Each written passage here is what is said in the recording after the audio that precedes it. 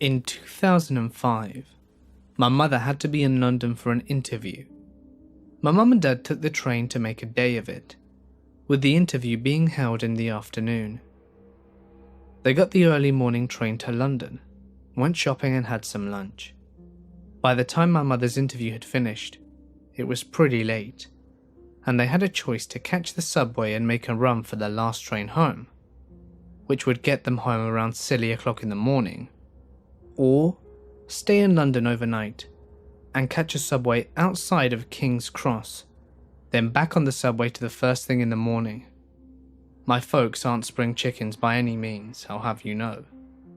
They were on the subway at King's Cross, and my mum turned to my dad and said that she had a very strange feeling. My dad wanted to know exactly what she meant, and she proceeded to say, "If something happened underground, would we get out?" My father is an ex-military man and has seen many things in his life. "Doubtful," he said. "You'd have to be very lucky to get out alive." My mother then said, "So if a bomb went off?" My father replied, "You'd be screwed. Nothing more, nothing less. You'd need to be very, very lucky and count your lucky stars if you got out alive." My folks are very happy, quiet, go-lucky, positive people, and don't often speak of things like that. They got to the stop where they could get a hotel and stay the night, or walk to the train station to get the train home. My mother expressed to my father that she was feeling pretty weird, and so my dad said, "Let's just go." They ran for the train and made it just as it was getting ready to leave. My folks woke up safe and sound that morning in their beds, switched on the TV to horrifying news. The subway that they were on, and the subway that they would have been getting on that morning, if they hadn't have come home, had just been bombed by terrorists. The day, 7th of July, 2005. This story happened almost 11 years ago, late summer of 2006. I was an 18-year-old freshman in college. I went to a tiny college at the opposite end of the state. I lived in the basement ground floor of an old dorm, and my floor was a men-only floor. In my dorm, there was a communal bathroom for all 20 guys to share. 2 stalls, 2 urinals, and 2 showers. That's it. One of the showers had an air vent that was about 7 feet up, but on the outside it came out about ground level. Well, one hot summer's day, I'm taking a shower and just talking and joking with the guy in the next shower behind me, and all of a sudden I hear someone else talking to me. I think, okay, maybe someone has come into the bathroom and wants to use the shower or something. That thought quickly leaves my head as I realize that the air vent has been opened and the dorm's maintenance man, i.e. the janitor, is now looking at me through the vent. This guy was easily in his 50s and looked like the actor Clint Howard. He had a thick Appalachian accent. He somehow knew my name, although I never remember giving it to him. He was just trying to small talk. It was very weird. I mean, I was weirded out by the college janitor peeping on me and then trying to start a conversation whilst I was showering. But for some reason at the time, it didn't really register that what he was doing was super creepy and illegal. I just thought he was being weird, and I politely asked him to close the vent. The guy in the shower next to me quipped that the janitor did it all the time, and that he thought it was weird and creepy too, but ultimately harmless. They joked that the best time to shower was late at night, lest the pervy janitor tried watching and starting a conversation. It was apparently a common occurrence on my floor, and my floor was mostly made up of the freshman football players. and I guess the janitor just liked talking to these guys about the team and football through the air vent whilst watching them naked. I would see the janitor occasionally around the dorm, but I never experienced him spying on us again. I never told the resident life or college administration about the janitor doing these creepy things. This was in August or September 2006, so way past the time I could try and do anything. I hope maybe someone spoke up one day, and maybe he was fired, but who knows. Around 8 years ago when I was 14, I went on holiday to France with my friends and her parents. We were staying at the Euro Disney resort, so we didn't have much contact with the outside world whilst we were there. On the third day though, we decided to go to a nearby shopping centre called Val d'Europe. This place was massive to a pair of 14-year-old girls. There were so many different shops that my friend and I tried to go in, and decided to sit around the benches rather than continue shopping with my friend's mother as we were tired. That was when I first noticed two men in their mid-40s eyeing up me and my friend. They were both quite large, bearded men of possibly Middle Eastern or Algerian descent, whilst we were still, and are, freckled Irish girls. Me with red hair and green eyes, and my friend with blonde hair and blue eyes. I started to get uncomfortable almost instantly, while my friend thought that I was imagining things. I could see the men whispering and staring at us, and they started getting closer and closer, eventually sitting in the area where we were in. At this point I asked my friend if we could move to the next set of benches. As we leave, the men start to follow, confirming my suspicions. I'm getting pissed off as I can see them planning something, as they are now blatantly following and staring us. Being in a foreign country, I was even more on edge and didn't even know my surroundings or speak French that well. So I knew I was helpless if anything happened. Anyway, this went on for another 20 minutes or so, then following as we moved away. I had enough and was really freaked out, so we went to find my mum and told her what was happening. Meanwhile, they had followed us to the shop and noticed who we were talking to. We thought that would be the end of it, but they actually went up to my friend's mother and asked her for information about us and if they could take us out. Needless to say, she was more assertive than we could be, and they backed off. I clung to my friend's mother for the rest of the time there, but they still followed us around from shop to shop until we left. While they never actually laid a finger of us or spoke directly to us, the idea of what their intentions were with two 14-year-old girls still freaks me out. I recognize what I'm about to say is going to upset a lot of people. I'm not here to offend anyone. I've just reached a point where I can no longer hold this in. There really is nobody I'm close enough to. Nobody that would hear what I have to say and not put it against me. I've been living life from day to day, carrying a burden that has nearly driven me to the point of suicide. It doesn't matter what I do, how much I try and scour out the bad choices left decaying in my past. It's that same burden that stalks me every day. When I get to work, when I'm hanging out with my friends, it never, ever goes away. The images begin to flood my mind, and suddenly I can picture her face all over again. Always the same tears, the same expression of fear that was burnt across her innocent face. I can't hold her face anymore. I can't keep going on like this.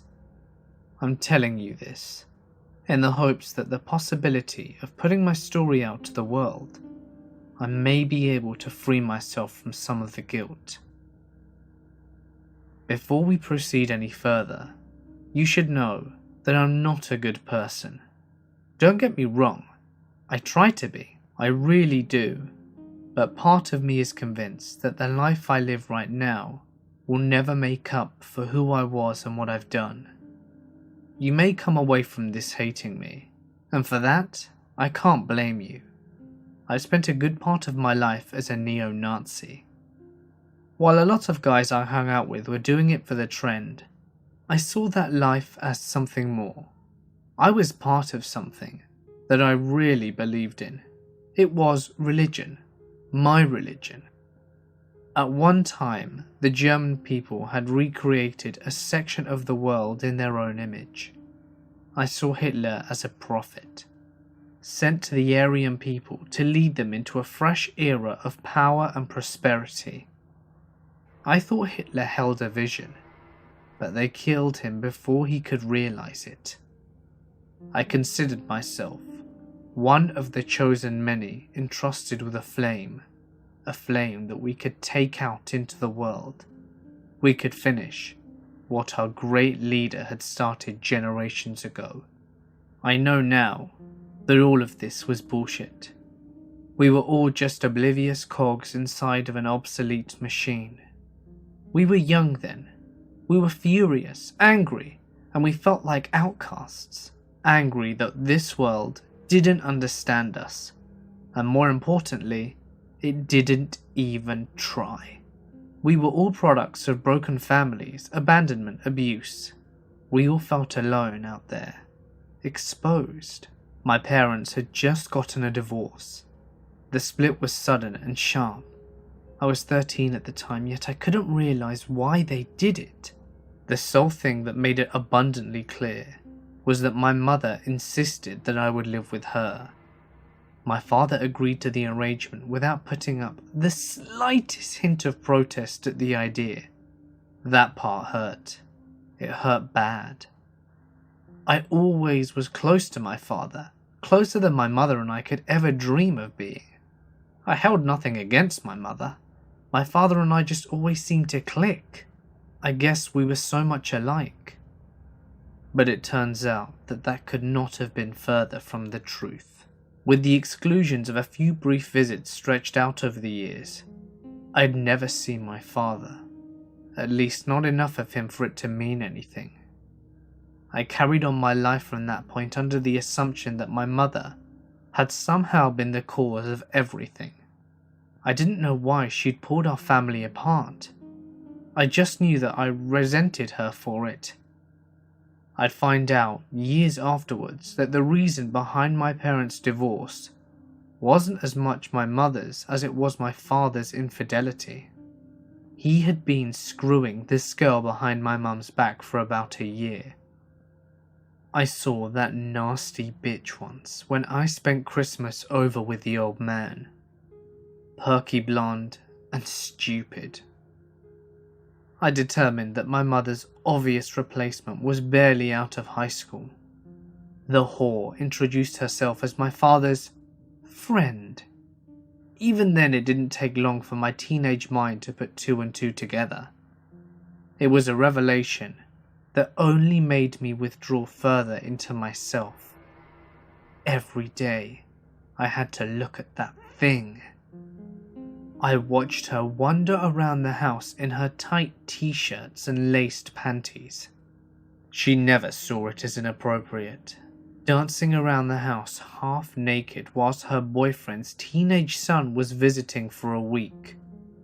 She just kept on doing that.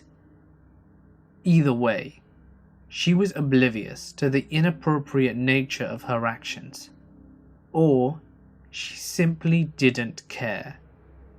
Either one of those explanations would have changed the fact that I felt like I was being constantly disrespected, and all of it falling under my father's apathetic watch. He may have been the king of the castle, but in the end, it wouldn't be him calling the shots. Rather, everything that happened in that house was dictated by a ditzy piece of barely legal arse. And what disgusted me the most was that he would make a point of indulging himself in it daily.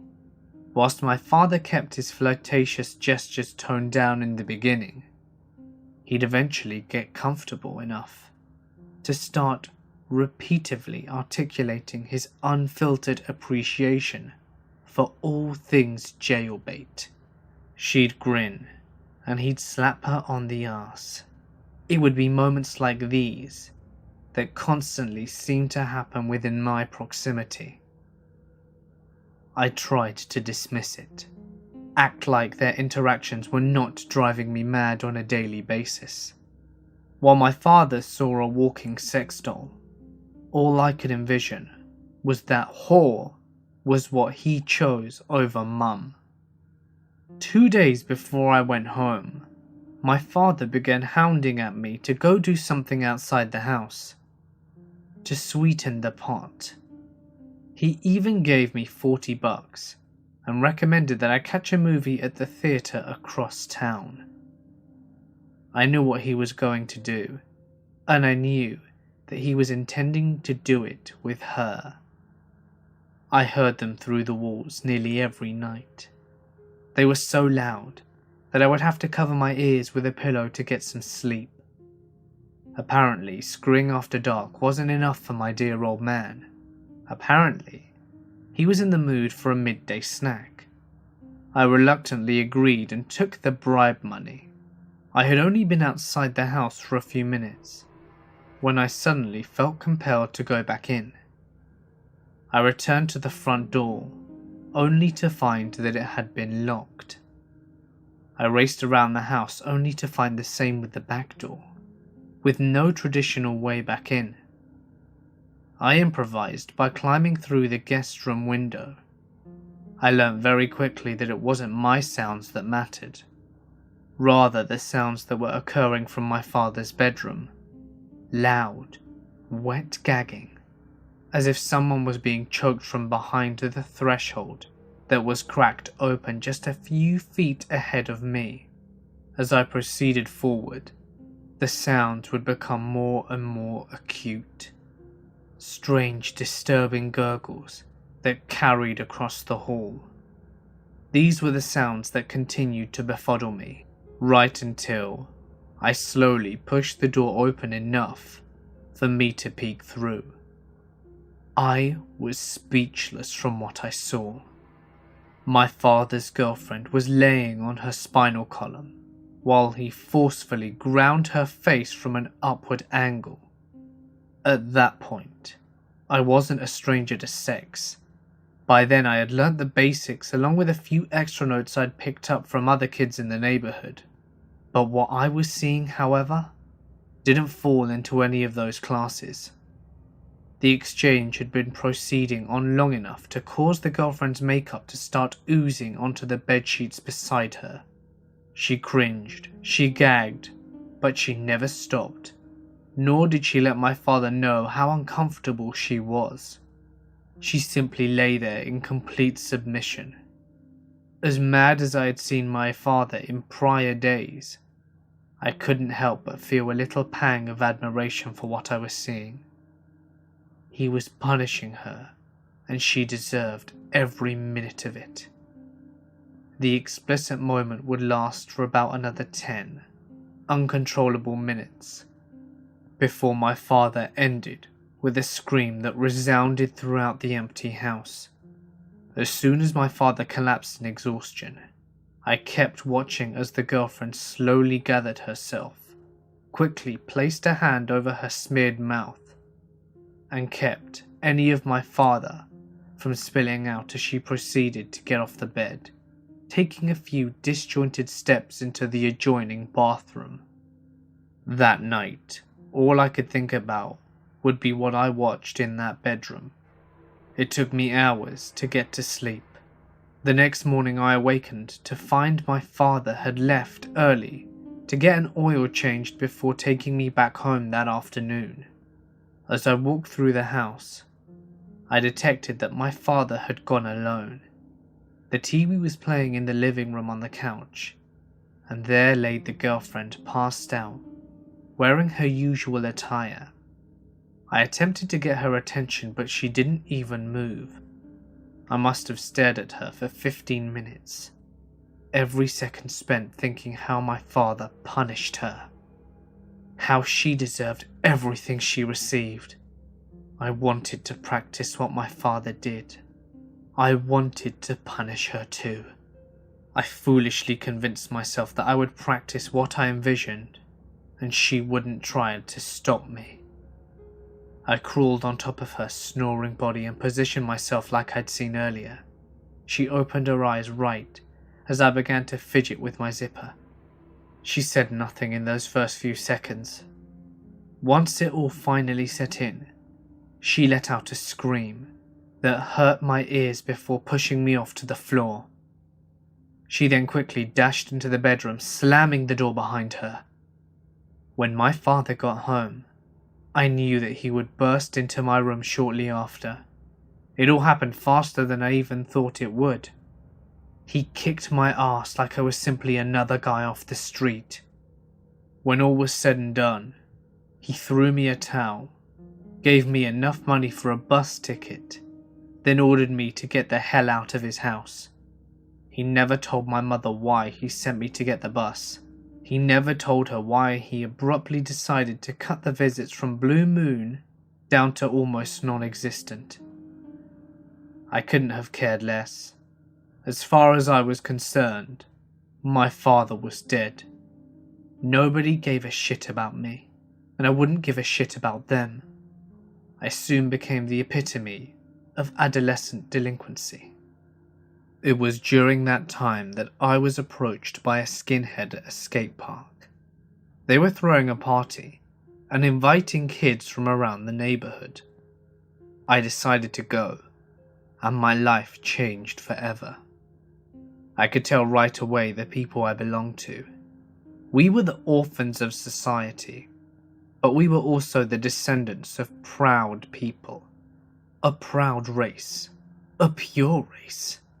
When you feel small and marginalized, of course your ears are going to perk up when someone says that you're better than the majority of people out there, simply because you were born with a genetic lottery ticket. Prior to joining, I never considered myself racist. I actually didn't even know anyone who was black or Jewish. Most people in my town were white, so something like that never even crossed my head. In the end, it was never about those we went after. It was about being part of something. I finally had a family of my own. My mother went off me when she found out how I was spending my time away from home. She told me that she refused to let a neo-Nazi sleep under her roof. I didn't argue. I went away. I ended up moving in with one of my friends, Torch. We both felt so accomplished and motivated. We felt as if we were unbeatable. My life continued on that track for years to come. I intimidated people. I offended people. I did whatever was required of me. It was a vicious cycle that would go on before suddenly derailing the moment I saw that video. You're probably questioning how a video could suddenly change a person's opinion overnight.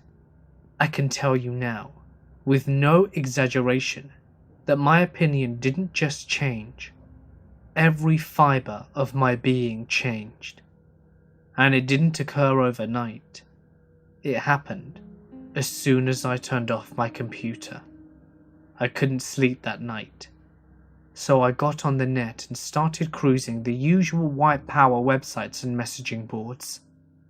I couldn't find anything to keep my interest, so that's when I decided to boot up Tor and hit the deep web for something that I could sink my teeth into. The site installed Promised Lands. It was a deep web message board dedicated to all things controversially white power related. The sites that people can find on the surface web are light to say the least. The government set about cracking down on anything that could be considered extremist behavior. When that happened, people took off heading to the dark web, where nobody could censor what they decided to say or do. The most extreme thing I had ever seen on Promised Land was the video of some guy dragging the dead body of a dark man behind their truck. There was no way of telling if the man was dead before they set out dragging him, or after. I'll be the first to say that I'm not proud that I watched that, but the truth is the truth. The video segmented was usually cluttered recorded lectures, how-to weapon footage, and the occasional Aryan Barbie doing a striptease. The lineup was different that night. The top-rated video had siphoned the majority of the user votes. The title was Uncle Adolf's Wonderful Puppet Show. The comments were insane. The people writing them seemed overly stirred up for some reason. Some of the people demanded more videos like it, whilst others explained in particular how they couldn't watch the whole thing. The chatter just made me more curious. I downloaded the MP4 and clicked play. I wish I could take that back. The video was distorted, jumpy. The footage looked like it had been shot almost a decade ago. Everyone around the camera spoke fluent German, was talking to a beautiful short-haired woman with a roguish grin on her face. They seemed to be inside some sort of warehouse or mill. The woman lured the cameraman over down a flight of rusted spiral stairs, and they continued talking to each other as they worked their way down a seemingly endless number of steps. The further they go, the more we start to pick up noises. It sounded like it was coming from a bunch of people. The footage jumps forward. The woman was now sitting next to a cameraman, running her mouth as he zoomed in and away of her attractively rounded face. The two were sitting inside of an auditorium, old yet maintained. The interior looked as if it was made for theatre production, and the auditorium was filled with other chatty Germans. The footage jumped forward again, only now everyone in the auditorium was standing. They all hail Hitler, whilst another aged anthem played through the old speakers that were wired through the auditorium. The anthem concluded, and everyone sat down. The lights began to dim just as the stage curtain started to function. Everyone began clapping. We get to see what's on stage. Stationed at the center is a large metal replica of Adolf Hitler sitting down in a chair. The giant Adolf has to be at least 15 feet tall. There are regions of the figure that have rusted, even some of the paint had begun to crack, exposing the sharp-looking metal behind his grinning face. While Metal Hitler's left arm was resting, the right was positioned straight up. Likewise, unlike the left, the right arm didn't end with a hand, rather a mesh of jagged metal barbs. If you looked closely, you could ascertain the right arm was connected to a jumble of thick wires that extended from the Metal Hitler all the way to a complicated-looking electrical box. The old metal inside of Hitler began to churn and click. Hitler's eyes started flashing as it spoke a series of German idioms. The voice was old and muffled, distorted, like the kind you hear through a fast food drive. A man appeared on stage. He's dressed like a circus ringmaster. The only major adjustment to his outfit is a large swastika sewn onto his top hat. He's pushing a big box on wheels. The cube is covered with a black tarp that is quickly withdrawn when the man comes to a stop. Underneath the tarp isn't a box, it's a cage. Inside there's a woman curled in the fetal position. She's of African lineage. Her clothes were in shreds, and she looked like she'd been physically abused recently. The louder she cried, the more the audience cheered. More men came up on stage. They opened the cage and forcefully removed the woman from her prison. While they struggled to draw her out, a strange-looking contraption began to lower from above the curtain, stopping just above the raised Hitler arm. This creation was formed of mostly metal, with a series of leather straps located at four ends. The men hoisted the woman up onto the contraption despite her protest. They yet managed to strap her in. She hollered, she begged. They only laughed at her though. At this point, the audio in the video would become drowned out by the animalistic screams of the audience. The contraption started up one more time. It lowered the screaming woman onto the upper side of the jagged metal. The powerful hydraulics pushed her down into the razor-sharp metal, like a human eraser onto a pencil. The sounds she made were indescribable. The farther down she was pushed, the more blood flowed down the mechanical Hitler arm. After a few minutes, the woman would give out from shock. The audience started booing loudly. The ringmaster assured them that there was still more to come, and he looked at a man standing near the electrical box.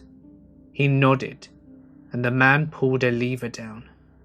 Sparks flew from the box as electricity rapidly travelled through the box, all the way through the metal arm that bore into the woman. Her body began to jolt uncontrollably whilst her teeth chattered so loud you could pick up the sound as well as the audience. The mechanical Hitler started to act and talk as this was going on. Moments later, the applause would be deafening. After that, the video stopped, and it disappeared from the forum for a few days afterwards. Not that it mattered. I'm sure it's still floating around somewhere. Right now, some sicko is probably watching it. Me? I left all of that behind. All I can tell you now is I try to keep the pieces together. As for those of you out there who think that hate empowers you, let it go. Just let it die. You have no clue what real hate is. Real hate creeps through your blood like venom. It's a blackness that invades every inch of your body until it ultimately gets its claws around your heart. Once real hate has gotten its fill of you, it leaves behind a withered husk of something that couldn't even be called a human being. I've seen real hate, and I've spent every day since wishing that I had not. My mum and dad were having a house party. I can't remember what for now. It was a good few years ago. My family from other parts of the UK had come to visit for the party, and a few were staying in the house. My mum's sister, Janet, was staying with us and was upstairs getting ready, whilst my mum and I were making sandwiches and other food ready for everyone to arrive, whilst also talking to her other sister Laura in the kitchen. Auntie Janet came storming down the stairs, hair still a little wet, hairbrush waving around, and marched right up to my mum's face and still waving her hairbrush and now saying at my mum, "I said, I'll be ready as quick as I can." Mum asked what she was talking about. You standing there looking at me in the mirror. I said 3 times to you, I'll be down as soon as I can. It's really creepy. My mum stayed calm. No one's upstairs but you, Janet. I've been here cooking with Laura and my daughter the whole time.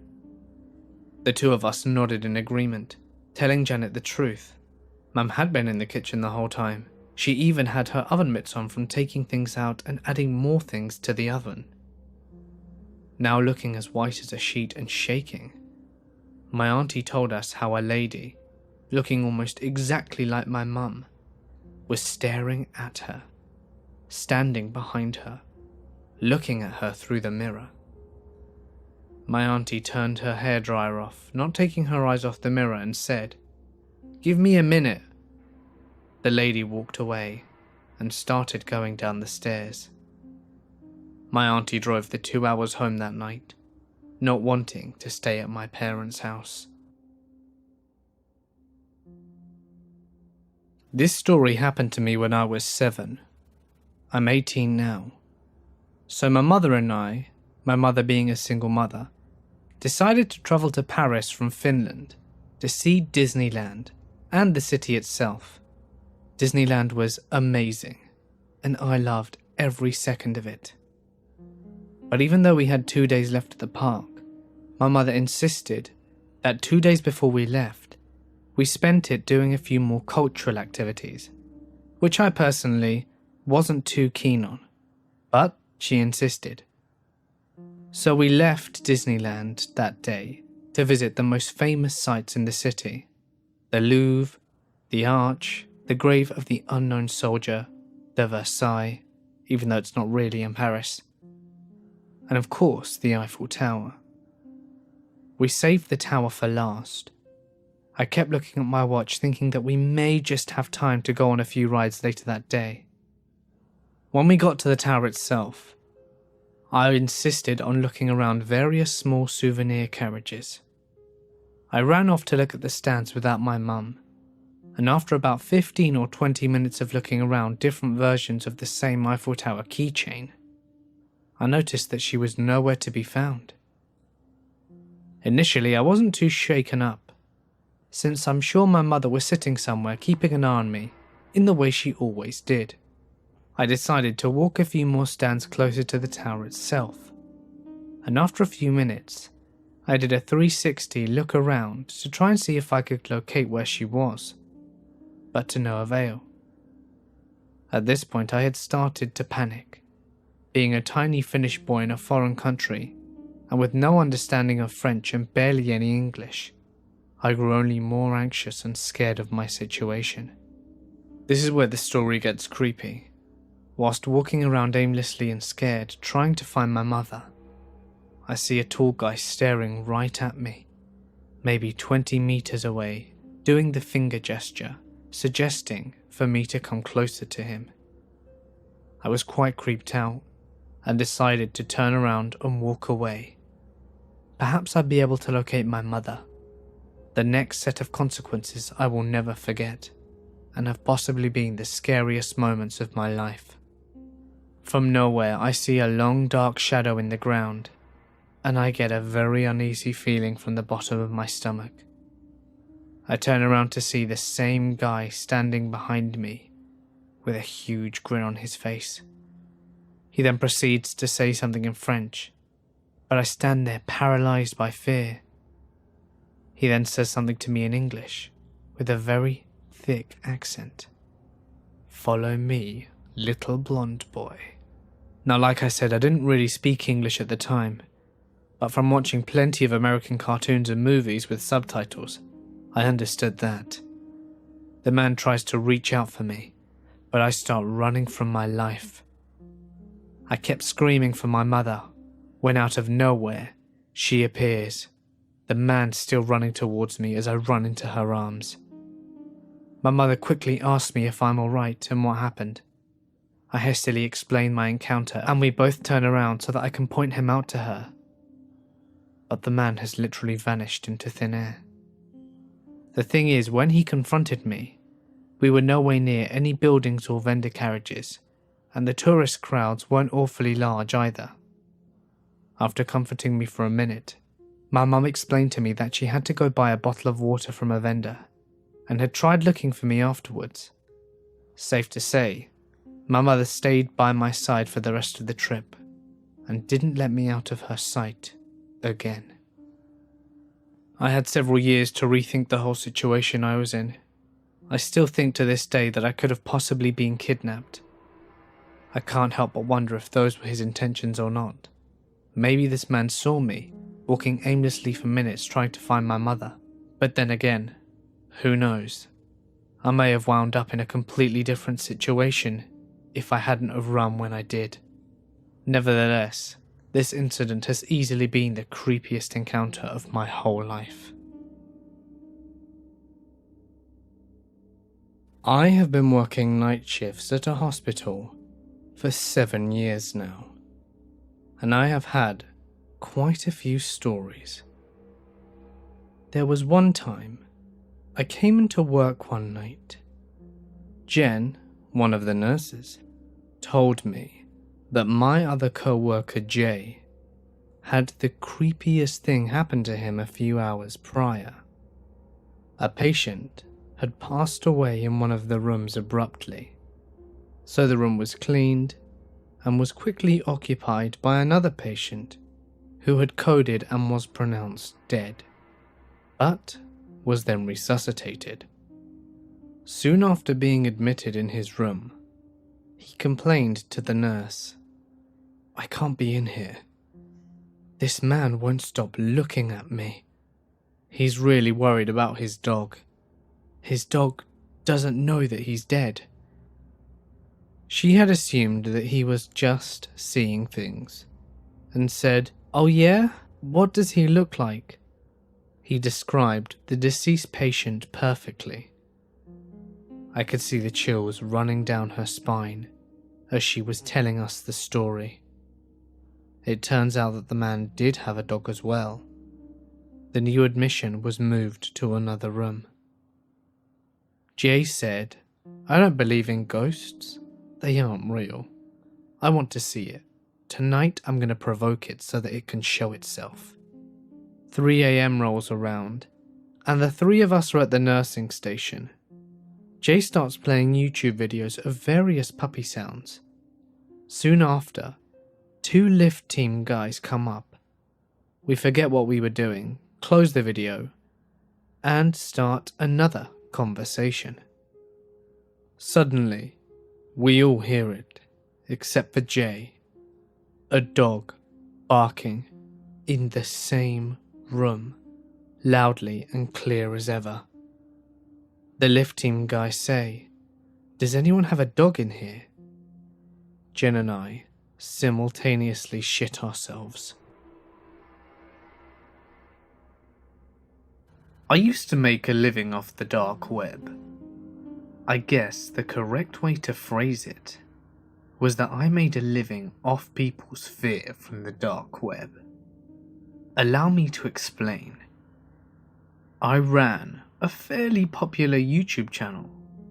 The sole purpose of said channel was to stoke the fire that led people to believe that the dark web was this ominous landscape of dread.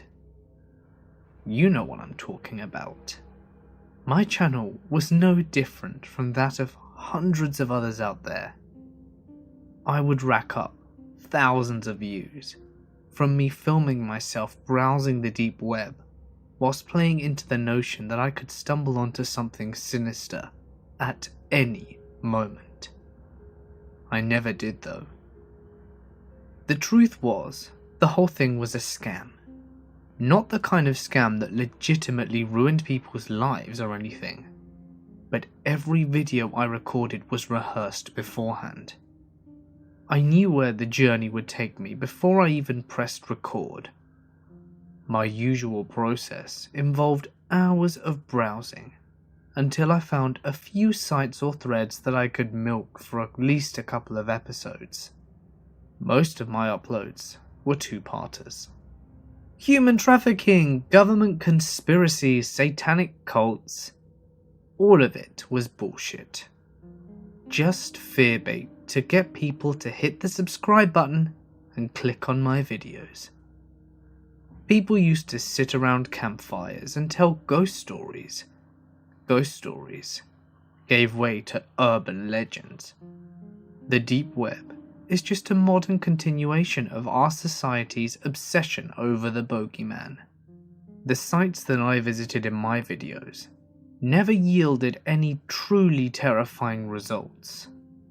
If I thought that a site was too boring, I'd sometimes blur out a couple of photos on the page to give more credence to the illusion. Even the supposed deep web. You might be wondering how I could keep something like this up for so long without viewers eventually dropping off the map. It's the same reason people watch those stupid ghost hunting shows. Nothing ever happens, but people continue to watch because they're teased that something might be lurking around the corner. What started off as a way to keep myself occupied during multiple bouts of insomnia became a pretty lucrative enterprise. So successful that I was able to quit my day job and make YouTube content full time. On the surface, my videos conjured up creepy explorations of the hidden internet. But what my fans did not know was that my private browsing sessions were absolutely dull. Don't get me wrong, the deep web isn't a stroll down Sesame Street. It's a minefield of child porn and illegal goods. But once you get past those things, it's pretty much the same as the normal internet, only not as organized. All of this started with a private message from another YouTube user. I was nearly done editing a video involving some random page detailing cannibalistic recipes. The whole thing had actually been debunked as a hoax a few months earlier. But, like so many other entries, I knew that if I made things creepy enough, I could pull another one over my viewers. I got an alert on my phone that I had received the message just a few minutes after I had already checked and responded to the prior message. And for the sake of the sender's anonymity, I will just say that her name is Jane Doe. The message was as follows: "Please forgive the random message, but I've exhausted all my other options. My name is Jane Doe, and I've been watching your videos for some time now. You seem to have a genuine understanding of the internet, more importantly, the controversial aspects of it. 4 years ago, my 5-year-old son was abducted during a local Halloween parade. I had only taken my eyes off him for a few minutes before my husband and I even realized he was missing. The police were unable to find any clues in my son's disappearance. There were no suspects, no motives, nothing. It was, to quote a local detective, as if he disappeared into thin air.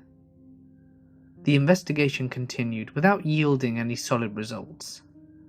We finally had him legally declared dead in an effort to secure closure for myself and my family. Time passed, and I had gotten to an emotional point where I could start putting this horrible tragedy behind us. That was until 2 weeks ago, when I got a strange email in my inbox. The subject said, "See, Mum? All smiles." As soon as I read it, I knew. I just knew it had something to do with my little boy. And it did. Inside the email was an attached picture of my son. No text, just the single picture. I took the picture to the police. The email it was sent from was some kind of dummy address. They had someone analyze the picture itself. They told me something called metadata that allowed them to figure out when the picture was taken. They estimated it was sometime at the beginning of the year. And that's just the thing. I don't see how it could be possible.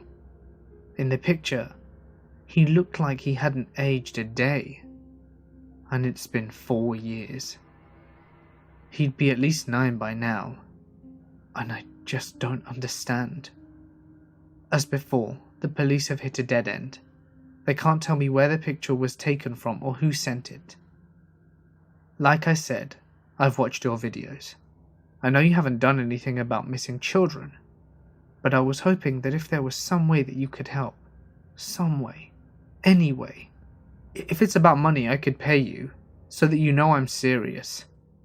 I sent a copy of the picture to the email listed on your channel. Please try and look if you're able to spare a moment. Thank you for your time. Jane." I checked my email, and what I found sent a chill down my spine.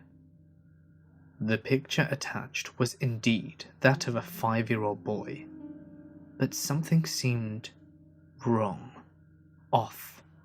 I couldn't put my finger on it though. The little boy was dressed in a navy blue 3-piece suit. He was sitting in a fancy-looking chair with his legs crossed, but it was his expression that bothered me. His eyes were wide open as he grinned abnormally for the camera. I would check my email randomly throughout the following days. I probably stared at that picture on and off for days. It got to the point where I even began to dream about it. Finally, I took it upon myself to do some research about the photo. I put the picture through a Google image search and got nothing back. Then I logged into Tor and did the same thing through a basic deep web search engine. My results led me to a single unlisted page. The header title read, "Little Darlings." Beneath the title were the words, "Where all your childhood dreams come true." The background of the simply designed page was layered with tiny images of matched paper dolls. No amount of mental preparation could have readied me for what I saw next, because within seconds, I felt like an invisible hand had reached into my chest and it began to squeeze my heart as if it were a stress ball. It was an embedded video that said, "Our process." The video was distorted. It started with a simple block of text that read, "Gwen, age 6, blonde, Caucasian, no blemishes, darling value, high." The video glitched to show a very large framed clown leading a young girl into a small windowless room. The little girl wore a tattered white gown stained with dozens of dark spots that could have been food or even blood. She woozily wobbled back and forth in an attempt to move forward. Text appeared over the footage. A muscle relaxant is administered orally to the subject 2 hours prior. As the two made their way to the center of the room, you could see that the only visible piece of furniture was a single fraying couch pushed against the wall next to a raggedy door coated in peeling white paint. The little girl walked aimlessly with a blank expression towards the couch, where the hulking clown instructed her to sit down. Once the girl became positioned on the couch, the clown pulled a deflated balloon from his pocket and began to blow it up. My stomach started to knot up. I was sure the video was about to show the clown molesting the little girl, or at least something disgustingly similar. I turned my head to avert my eyes from what I thought was soon to come. After a few minutes, I turned back to the screen to see the clown putting the finishing touches on an inflated poodle. I readied my finger on the mouse so that I could quickly escape the page once things took a turn for the worse. And things did get worse. Much worse. But not in a way I could have expected.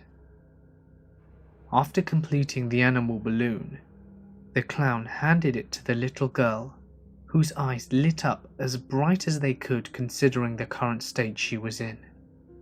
As her tiny arms slowly outstretched to receive the gift, I watched in the background as the white door to the right of her slowly creaked open to reveal a thin individual wearing what looked like a painter's jumpsuit, the kind that you would buy from Home Depot. The cheap outfit was complemented by a blue surgical mask that obscured the figure's face from the nose down. Quietly, swiftly, the masked figure made his way from the door to the little girl. Just as she took hold of the poodle, the figure produced a syringe and injected the girl in the back of the neck. She began to seize for a few moments before going completely limp. The video quickly jumped the footage of the girl laid out on some metal table. Her clothes had been removed. The masked figure then proceeded to peel her skin off with an object resembling a scalpel. I started to gag as the twisted images shifted to the girl's detached skin being carefully fitted over a pre-posed plaster mold. The footage jumped forward yet again to show the faceless individual adding a wig, then makeup to the human taxidermy experiment. The final result was an eerie replica of the little girl sitting eagerly at the foot of the bed, placed as the centerpiece of a well-decorated bedroom. The dozens of photos displayed as I scrolled down were just as twisted. Multiple children posed in multiple settings like a clothing catalogue.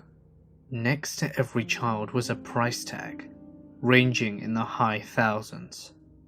The girls were more expensive than the boys, and the white children seemed to be rarer and more expensive than other ethnicities.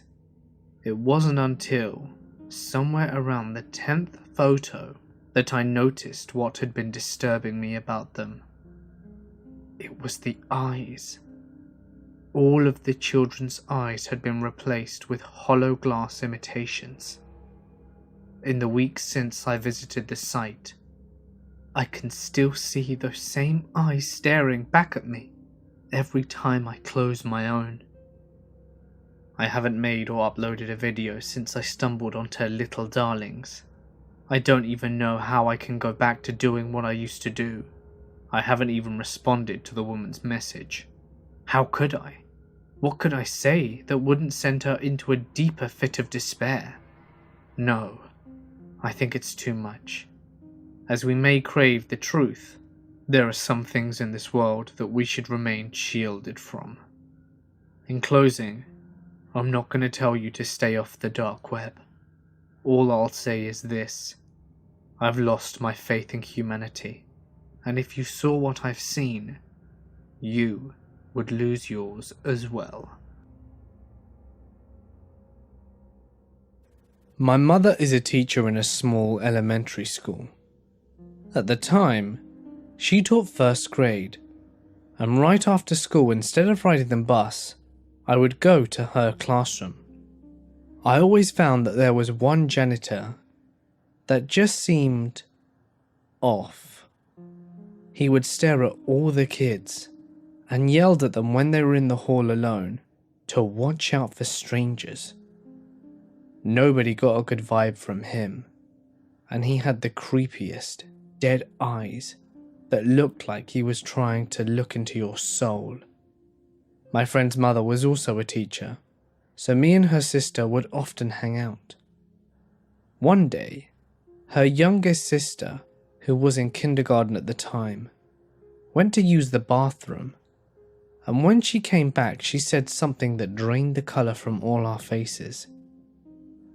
The creepy guy asked if anyone was in the stall.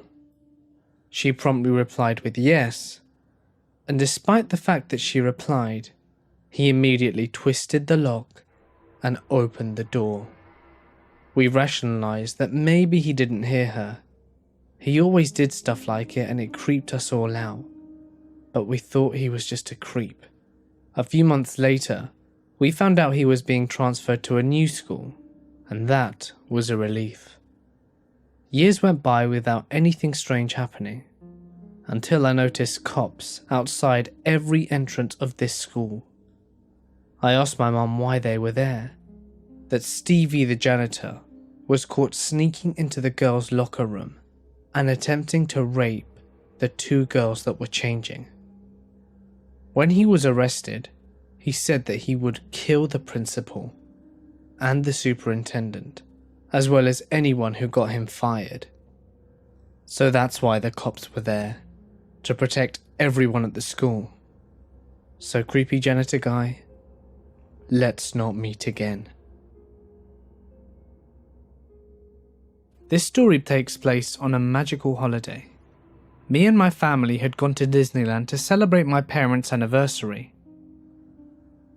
We went on Friday and stayed in this cute hotel and explored the park. Saturday afternoon, we had just eaten pizza and continued walking in the park. There was a labyrinth as an attraction, themed Alice in Wonderland. My sister was still pretty young, and she stayed with my parents and my uncle. As I was 14, I went ahead. There were loads of people, all following the same direction, so it was easy to know where to go to find the exit. There were a few corners and turns here and there, but almost no one went in them. I'm walking way ahead of my family now, and I can't see them anymore, and they can't see me either, when suddenly, a woman appears before me.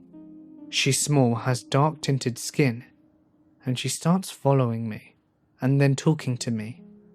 First she speaks English, but at the time I could only speak a little English. She sees I don't understand, so switches to German, French, and then Spanish. Now I can speak Spanish, and happy to finally be able to understand her, I reply, "Sí?" So she tells me that she knows the way out. I'm hesitating. There's something really off with the way she keeps smiling at me. It's a weird smile. And she keeps looking around anxiously. But I'm also curious, so I ask her which way. She gestures behind me, to a completely empty part of the labyrinth. And when I try to say that we should maybe just follow the people, and that my family is somewhere behind me, and start backing away, she moves quickly, grabs my arm and starts pulling me with her. I'm struggling. She's strong, and she says that she knows a better route, a shorter one.